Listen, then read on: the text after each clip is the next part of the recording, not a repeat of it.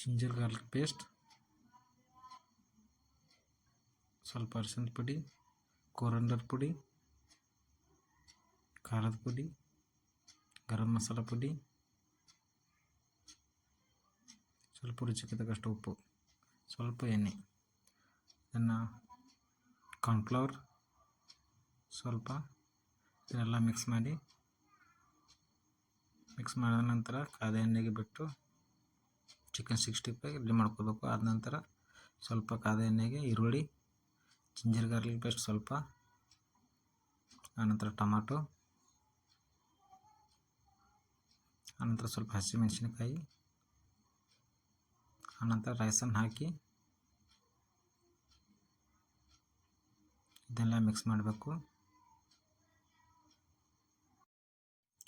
Boiled ಮಾಡಿದ chicken ಹಾಕಿ, chicken 65 ಕರೆದಿದ್ದು chicken 65 ಹಾಕಿ ಇದನ್ನೆಲ್ಲನೂ mix ಮಾಡಬೇಕು. ಗ್ರೀನ್ ಸಾಸ್, ಸೋಯಾ ಸಾಸ್,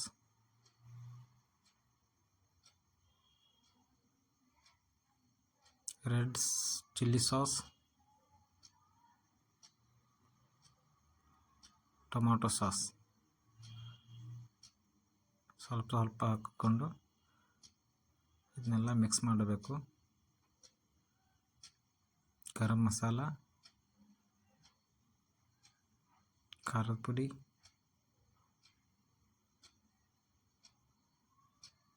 ಸ್ವಲ್ಪ ರುಚಿಗೆ ತಕ್ಕಷ್ಟು ಉಪ್ಪು,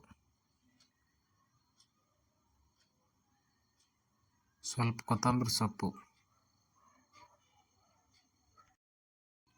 ಬಿಸಿಯಾದ ಚಿಕನ್ ಫ್ರೈಡ್ ರೈಸ್ ರೆಡಿ ಆಯಿತು.